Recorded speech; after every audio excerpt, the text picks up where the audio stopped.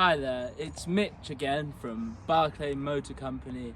Today I'll be showing you how to digitally check the oil level on a newer model Audi. So first things first, we're going to hop inside the vehicle. So this vehicle is not like normal cars that have a manual dipstick that you pull out and wipe the oil off and read. This has an electronic dipstick which you check through the head unit on the vehicle. So we're going to pop in the key. Make sure that you do not put your foot on the brake because the car will start. You don't want the car to start because then you will not get a reading. The function will be disabled.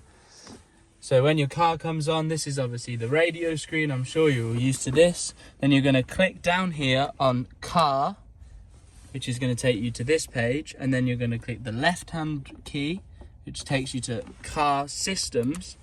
Once you're on car systems, you're going to scroll over to servicing and checking, and then scroll down one to oil level.